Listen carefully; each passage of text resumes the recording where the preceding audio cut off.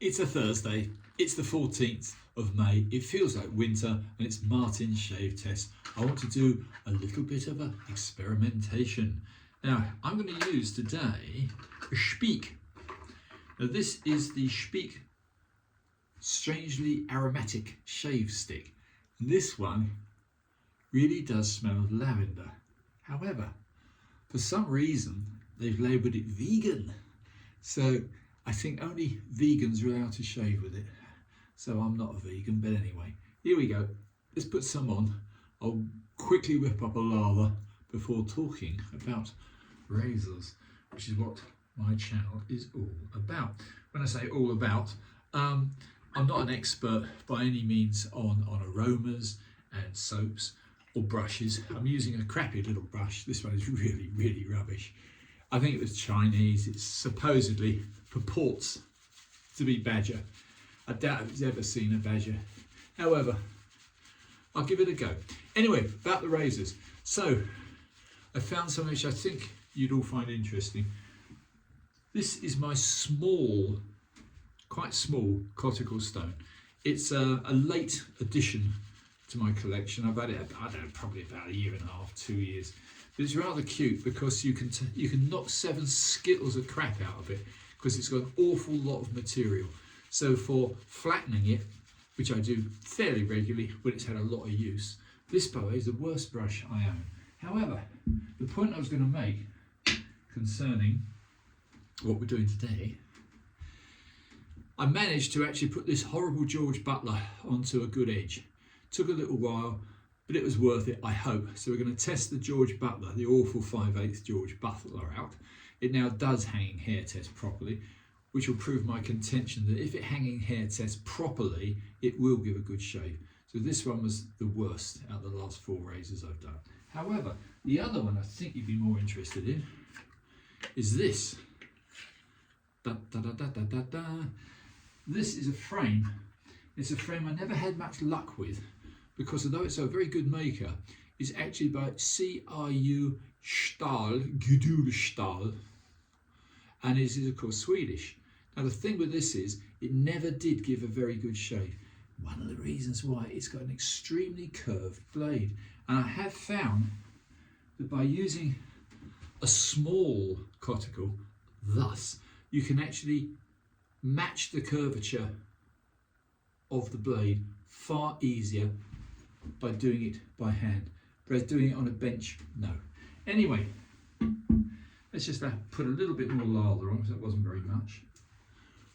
And we'll try this Ecclestuna frame razor, which in the past was giving a pretty poor shave because I hadn't got it to hanging hair test properly because of the curvature. That is quite a big belly, as you can see. Let's see if that works. So we'll try a couple of swipes with this, but I'll be damned. That's beautiful. Yeah. I don't like frames, but this will change my mind. That's smooth. This is from someone that doesn't like frame razors, but the reason in the past for not liking them was because of the strangeness of their shape. But that, as you can see, not using the mirror, I'm just looking at my phone. That is good, so that's fine, that's proven. Let's now try on the other side with a terrible Butler. And this Butler really has been a pain in the backside. The reason being, it had so much steel to remove. It had the worst frown. You know, the frown goes that way, smile goes that way. The worst frown that you could imagine. And I just hadn't removed enough steel to expose the central belly properly. And so now I have. Anyway, let's see how this works. It's very stiff, but it is cutting well. It's still never going to be a favourite.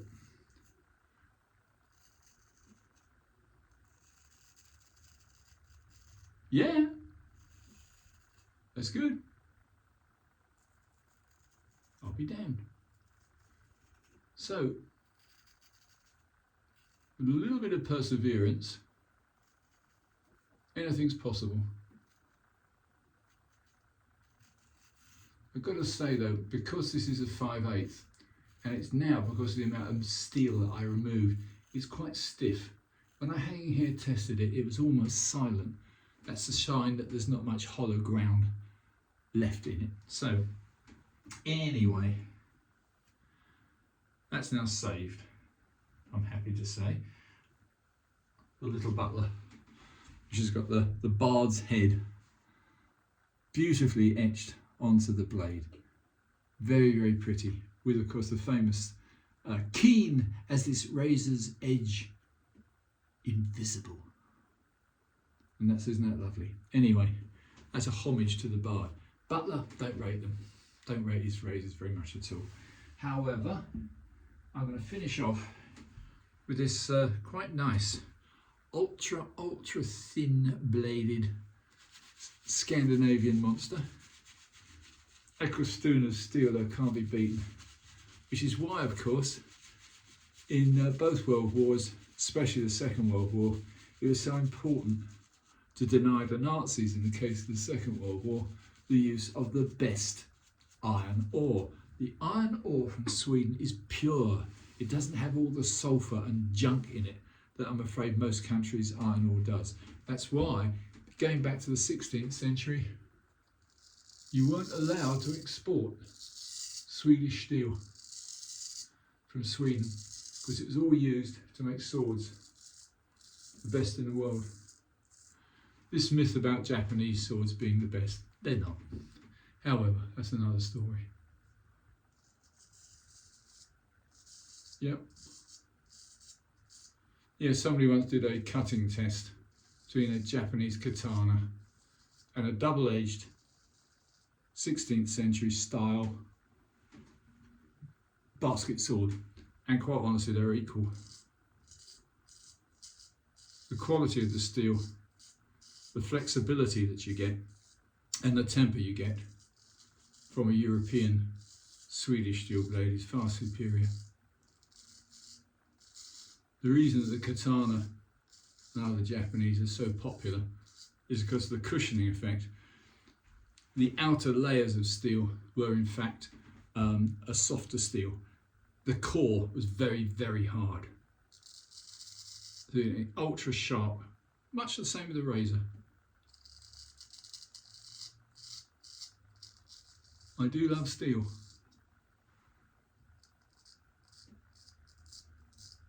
Yeah, this is quite a nice little razor now. I'm not used to shaving with that amount of curve on a strange blade. I say strange blade, that's perhaps the wrong word to use. It is ultra thin, and I'm not too sure I like ultra thin.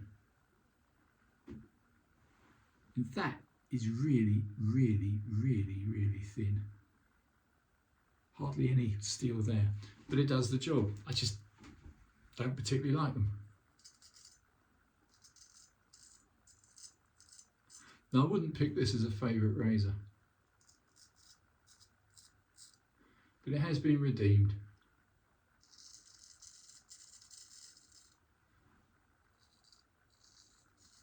Yep. All thanks to being able to follow the curve of the blade on my little stones. Anyway, that's enough. Can't be bothered. It's Thursday. It's now mid-morning. I had a friend come in for a cup of coffee. Time, I said, vamoosed off. So there you have it. That's the George Butler from Sheffield, 5/8. That's now been saved. And there is this, I can't even pronounce the guy's name. It's G-R-U followed by something Gistal. I'm not a native Scandinavian. However, I would say quite pleased with the result. And I'm now going to use something silly. I'm going to wipe off the remaining soap very quickly. And a wonderful Sikh friend of mine, who is a chef, on my birthday a few months back, he gave me some of this, which is the jupe for men. is a potent, very potent spray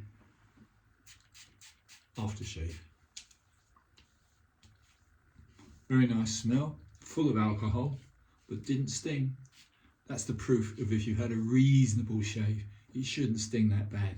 This one doesn't. So, that's me done for the day. I'm now free to wander the town. Anyway, 10 minutes, 27 seconds. I hope this is vaguely interesting. The point I was trying to make today is if at first you don't succeed, get yourself a little stone like this and practice. It works. Martin Shave Tests, over and out.